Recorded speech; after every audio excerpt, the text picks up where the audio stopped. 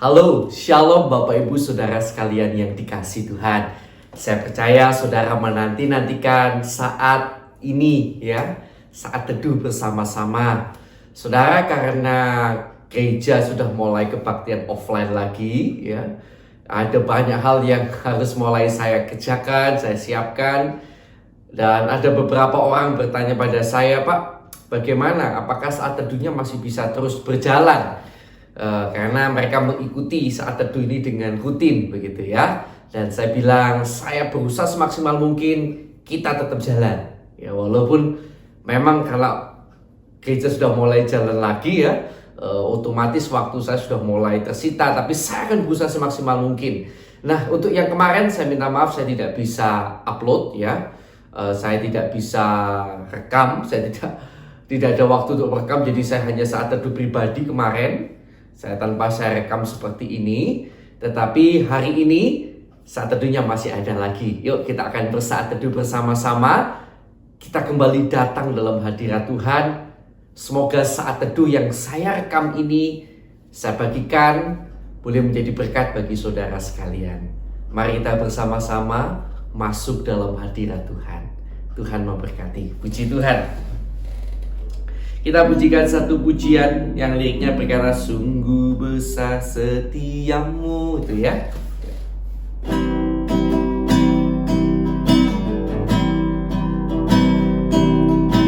Sungguh besar setiamu,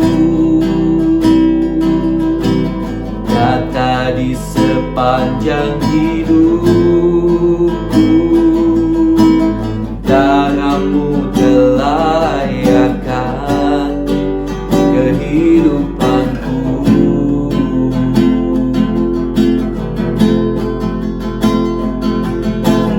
Tiada kata yang bisa lukiskan indahnya Kau Tuhan. Bagimu segala pujian dan kemuliaan. Ku tinggikan Engkau Tuhan, melebihi segalanya, lebih dalam ku menyembah dalam roh dan kebenaran selamanya.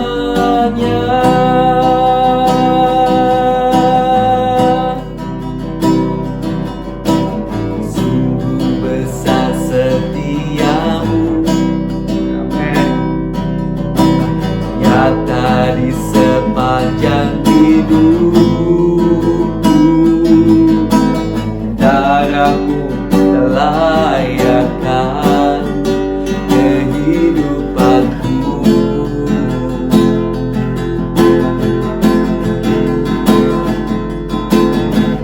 Tiada kata yang bisa lukiskan indahnya Kau Tuhan.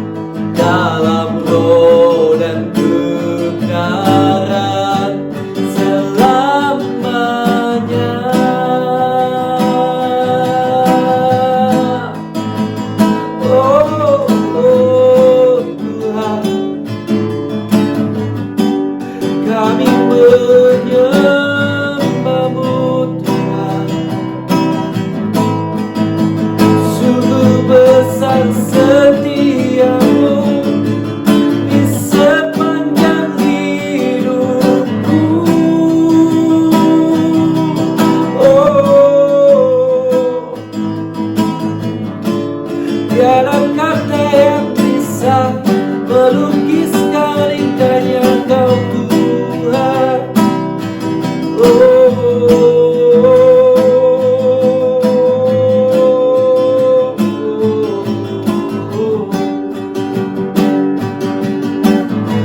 Bagimu segala pujian, bagimu segala hormat.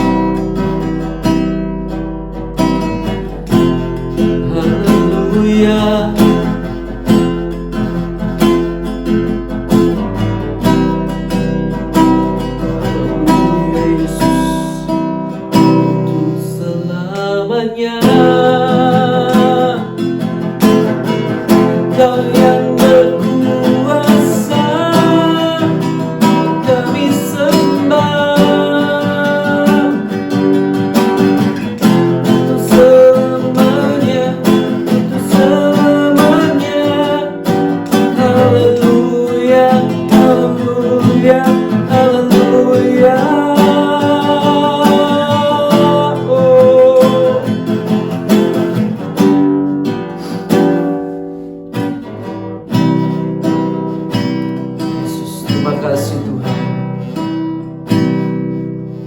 Saat indah berhadapan denganmu, memandang wajahmu, Yesus kekasih jiwa.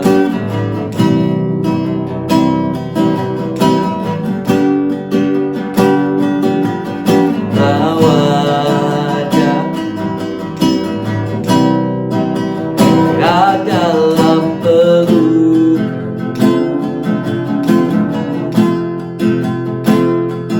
menikmati kasih dan indahnya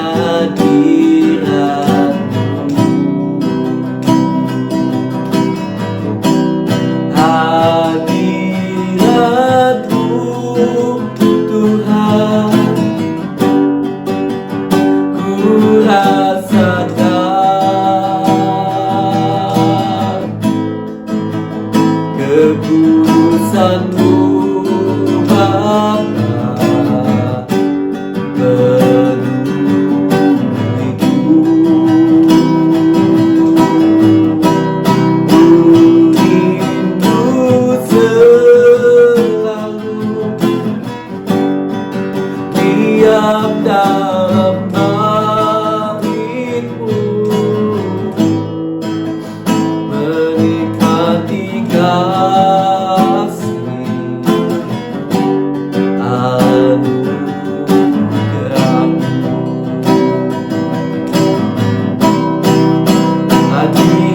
Hadirat-Mu, Tuhan, ku rasakan kekudusan-Mu Bapa, penuhiku.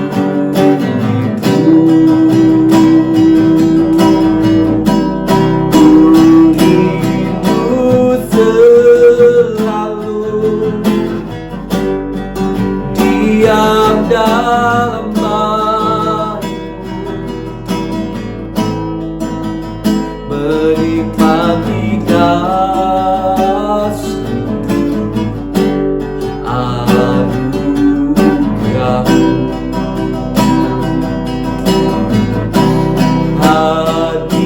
Hadirat-Mu, Tuhan, ku rasakan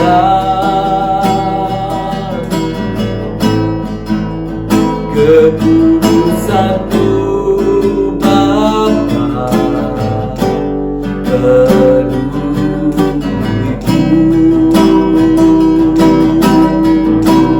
Ku rindu selalu diam dalam bait-Mu, menikmati kasih anugerah-Mu.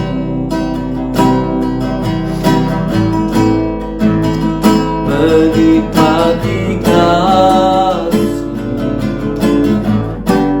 anugerah-Mu.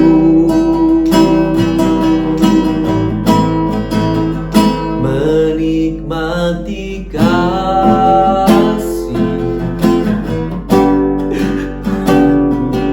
anugerah-Mu.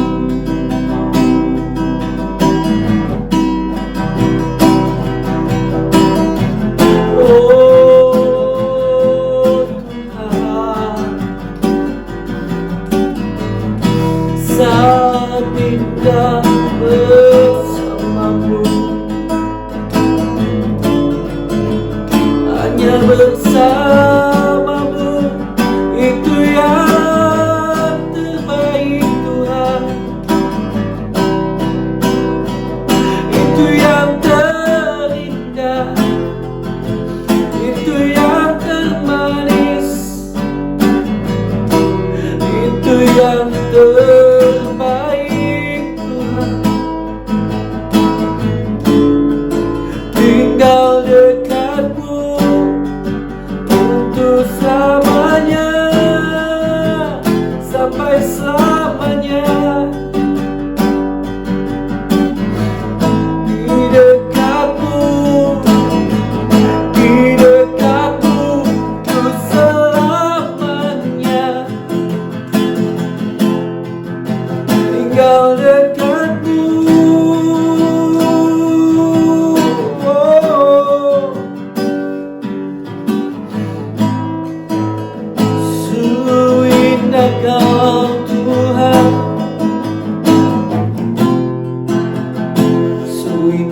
sungguh nikmat saat-saat bersamamu Tuhan. Sungguh indah setiap kali kami boleh tenggelam dalam aliran sungai Roh Kudus-Mu. Seringkali waktu berjalan terasa begitu cepat dan begitu singkat. Dalam hadirat-Mu kami memahami mengapa Daud berkata lebih baik 1 hari di pelataran-Mu daripada 1000 hari di tempat lain.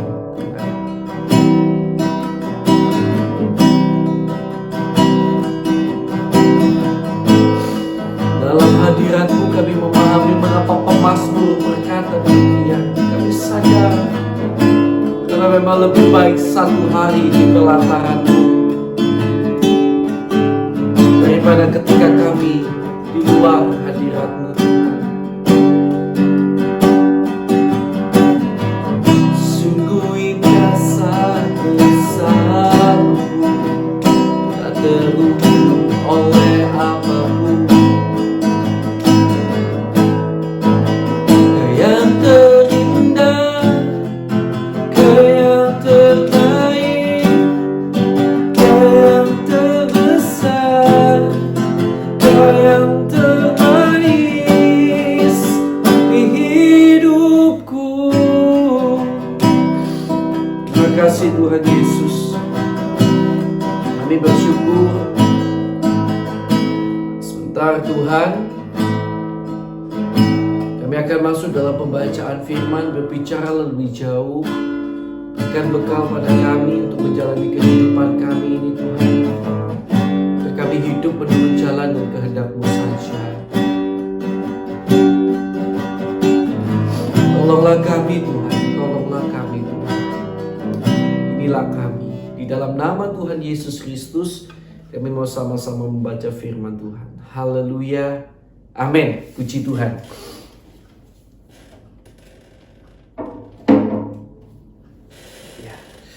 Baik Bapak Ibu Saudara yang terkasih dalam Tuhan, kita langsung saja masuk dalam pembacaan Alkitab kita ya. Kita sudah sampai pada Injil Lukas pasal yang ke-11. Injil Lukas pasal 11 ya, mulai ayat pertama sampai ayat yang ke-54, cukup panjang ya. Mari kita akan membaca. Saudara melihat dari Alkitab Saudara, hal berdoa. Pada suatu kali Yesus sedang berdoa di salah satu tempat. Ketika ia berhenti berdoa, berkatalah seorang dari murid-muridnya kepadanya, Tuhan, ajarlah kami berdoa sama seperti yang diajarkan Yohanes kepada murid-muridnya. Jawab Yesus kepada mereka, apabila kamu berdoa, katakanlah, Bapa, dikuduskanlah namamu, datanglah kerajaanmu. Berikanlah kami setiap hari makanan kami yang secukupnya. Dan ampunilah kami akan dosa kami, sebab kami pun mengampuni setiap orang yang bersalah kepada kami. Dan janganlah membawa kami ke dalam pencobaan. Lalu katanya kepada mereka, jika seorang di antara kamu pada tengah malam pergi ke rumah seorang sahabatnya dan berkata kepadanya, Saudara, pinjamkanlah kepadaku 3 roti, sebab seorang sahabatku yang sedang berada dalam perjalanan singgah ke rumahku dan aku tidak mempunyai apa-apa untuk dihidangkan kepadanya.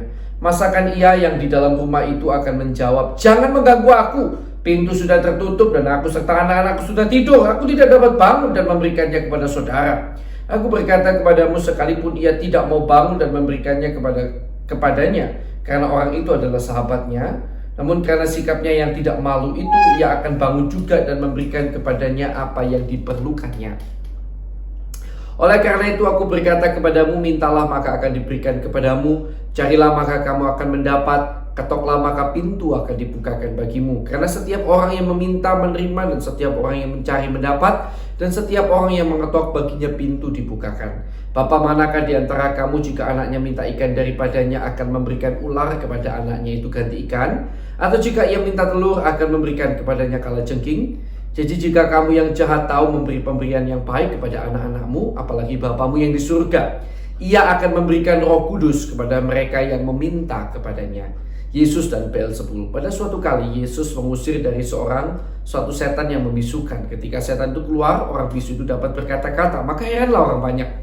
Tetapi ada di antara mereka yang berkata, ia mengusir setan dengan kuasa Beelzebul, penghulu setan. Ada pula yang meminta suatu tanda dari surga kepadanya untuk mencobai dia. Tetapi Yesus mengetahui pikiran mereka lalu berkata, setiap kerajaan yang terpecah-pecah pasti binasa, dan setiap rumah tangga yang terpecah-pecah pasti runtuh. Jikalau iblis itu juga terbagi-bagi dan melawan dirinya sendiri, bagaimanakah kerajaannya dapat bertahan?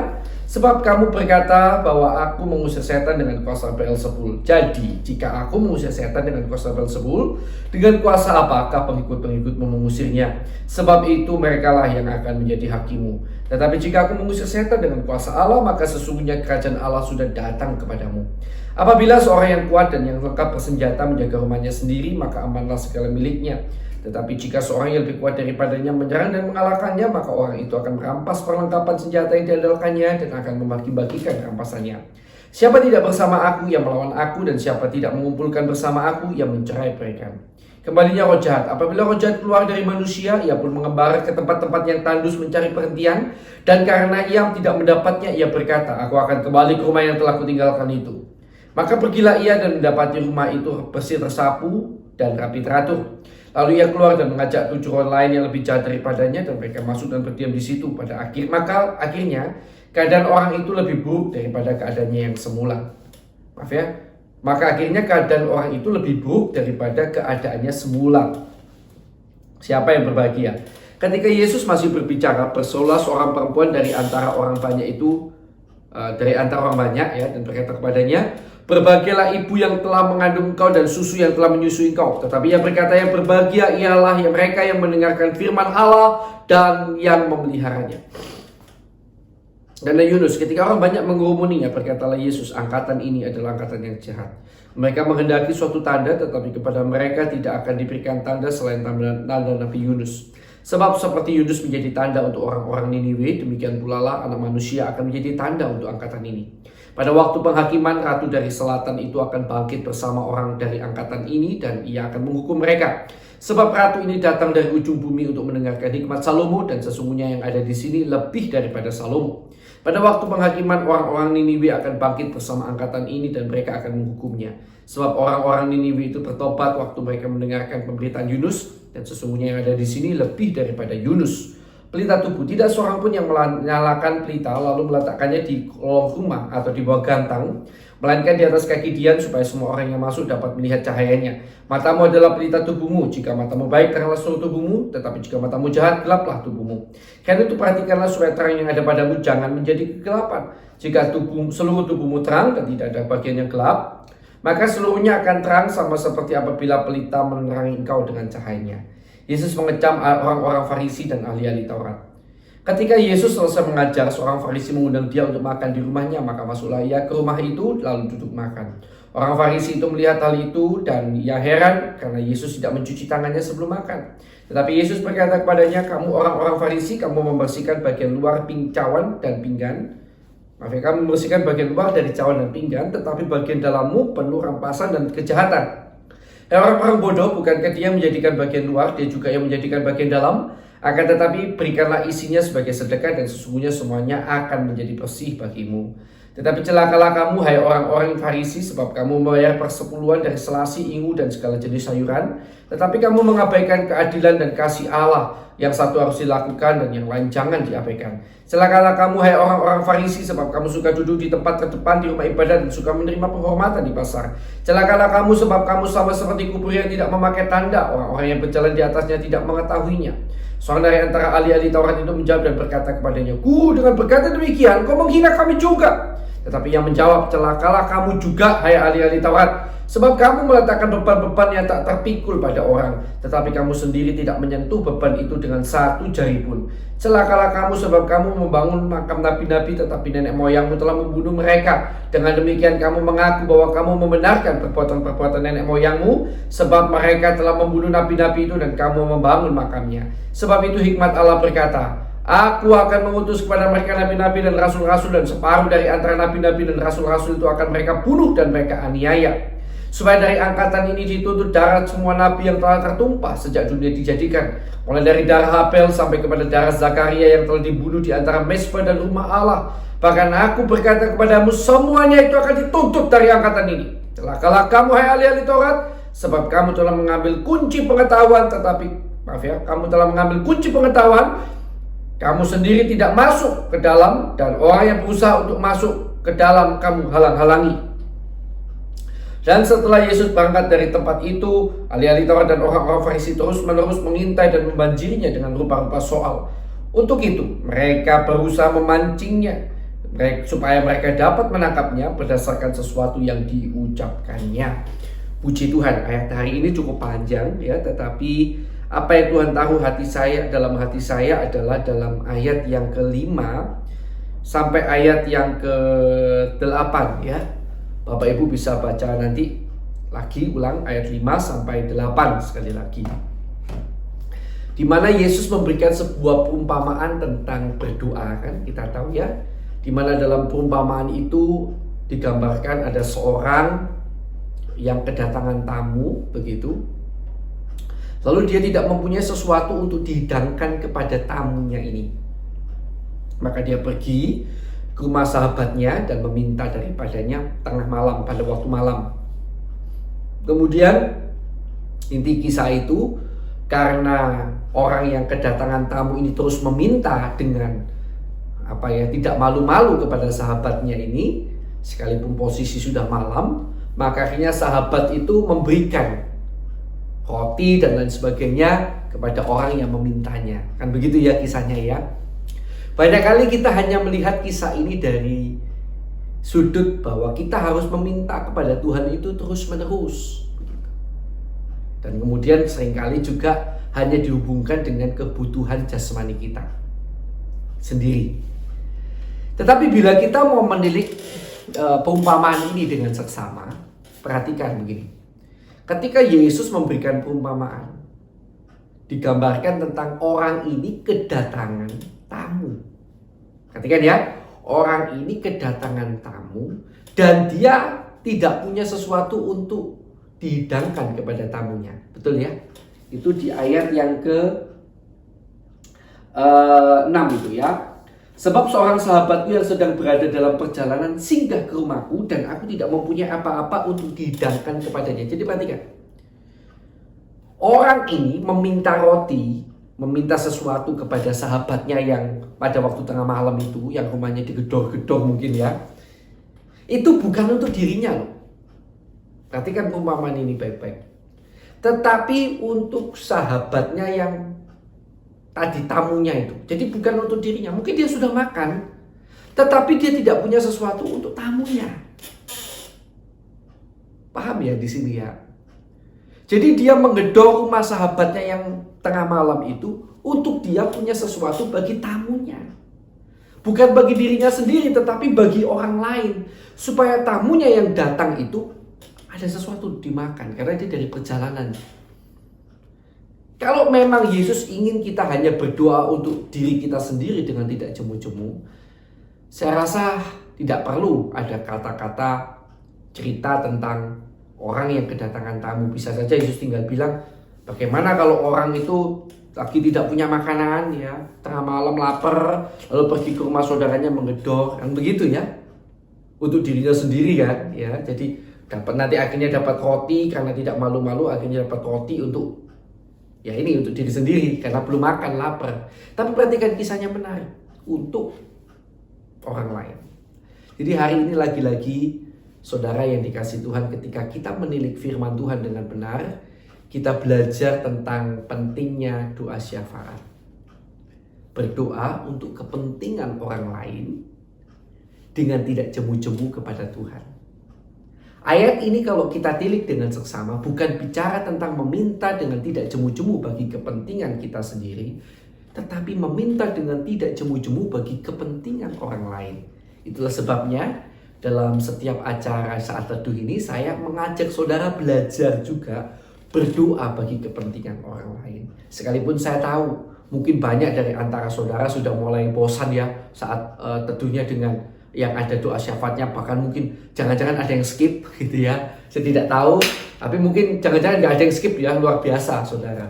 Tapi bisa jadi orang tuh bosen saat teduh, doa syafaatnya itu aja didoakan, kok didoakan terus ya, buat apa? Jangan jemu-jemu berdoa syafaat orang lain itu ya. Saudara harus terus, karena Yesus ajarkan begitu. Karena itu saya terus lakukan doa syafaat ya, sekalipun ya tadi mungkin membosankan ya. Kalau kita doa buat diri kita sendiri itu kan lebih exciting ya, lebih menarik, kita bisa sambil nangis-nangis karena kita lagi punya kebutuhan. Kalau berdoa untuk orang lain itu kan sesuatu yang tidak mudah terkadang, karena butuh kasih kepada orang itu. Kita mengasihi orang itu, maka kita berdoa bagi orang itu. Fine, hari ini kita belajar. Yuk kita belajar kembali berdoa syafaat dengan tidak jemu-jemu. Bagaimana dengan urusan kita sendiri? Jangan khawatir, kepentingan kita, keinginan kita dalam tangan Tuhan. Ketika kita mau mendahulukan kepentingan orang lain, maka kepentingan kita Tuhan yang jamin ya. Mari kita akan datang bersama pada Tuhan. Kita berdoa lebih dulu buat kebenaran firman yang baru saja kita dengar. Terima kasih Tuhan buat kebenaran firman-Mu. Kiranya Tuhan tolong agar kami benar-benar tidak jemu-jemu berdoa syafaat, tapi makin hari makin setia, makin sungguh-sungguh. Mari kita sekarang lebih dulu berdoa saudara untuk rekan-rekan kita yang mungkin kita tahu mereka belum percaya Yesus. Mari kita akan doakan mereka ya, supaya mereka boleh mendapat jalan, boleh percaya dan terima Yesus dalam hidup mereka. Yuk kita berdoa.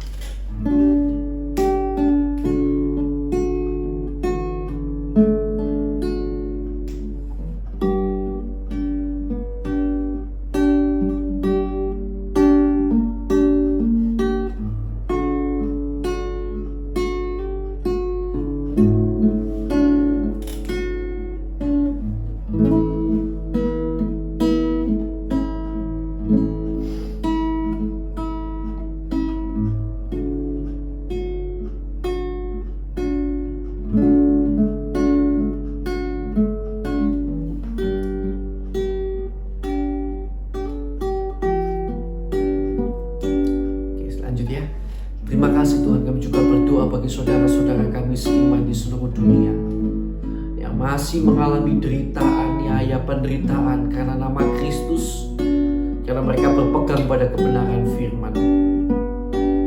Kuatkan mereka Tuhan, dan kalau boleh kami terus berdoa, lepaskan mereka dari penderitaan dan aniaya bahkan kematian yang begitu mengerikan itu Tuhan. Kiranya Kau berbelas kasihan kepada saudara-saudara kami ini Tuhan. Kami juga berdoa bagi bangsa negara kami Indonesia. Tuhan, ampuni bangsa negara kami.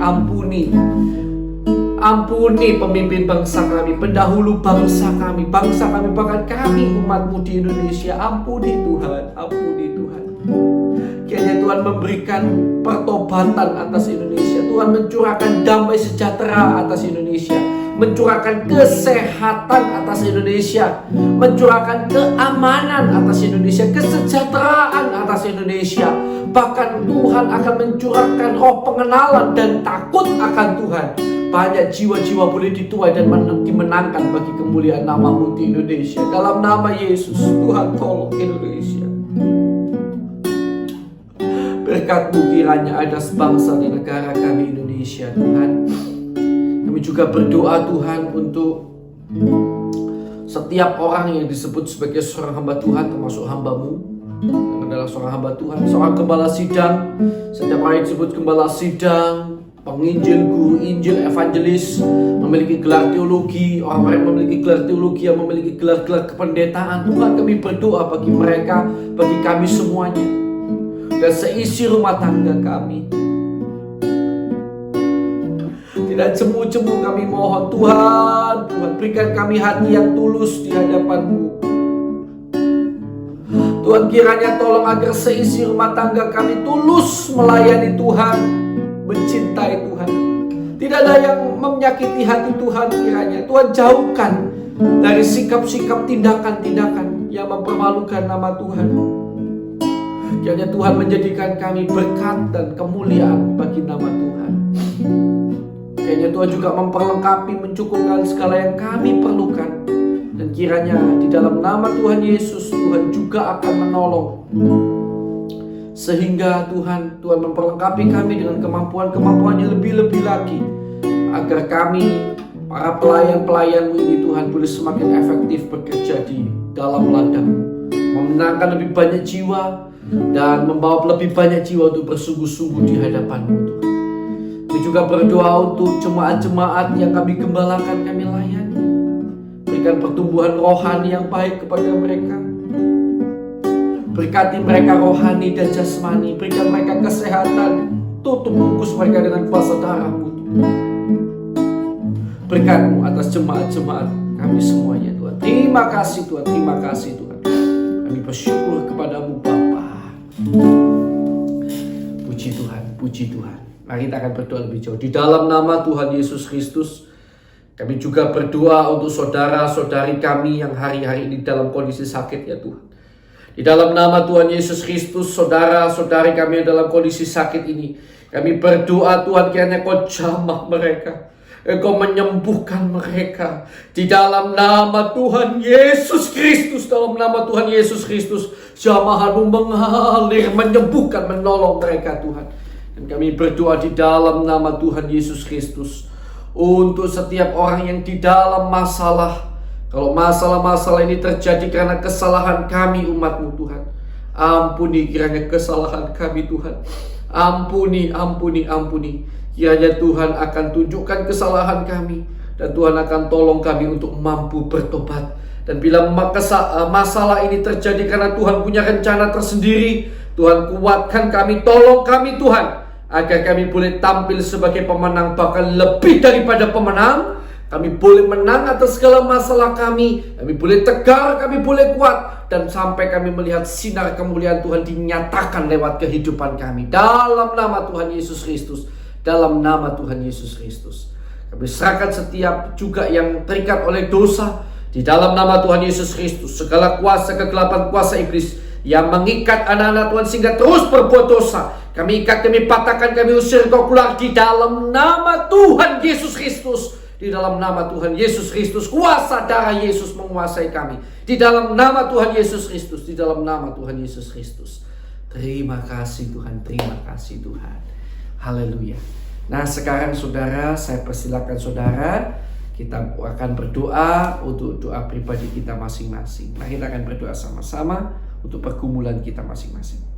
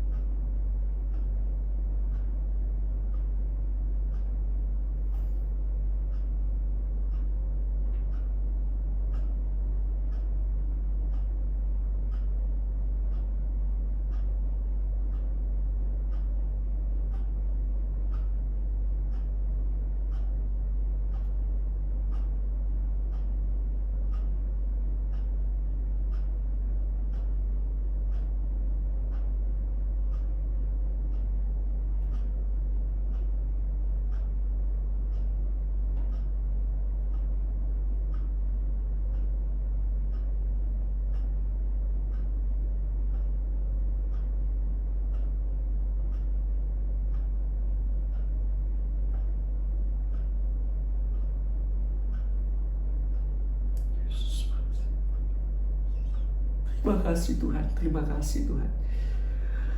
Haleluya, haleluya.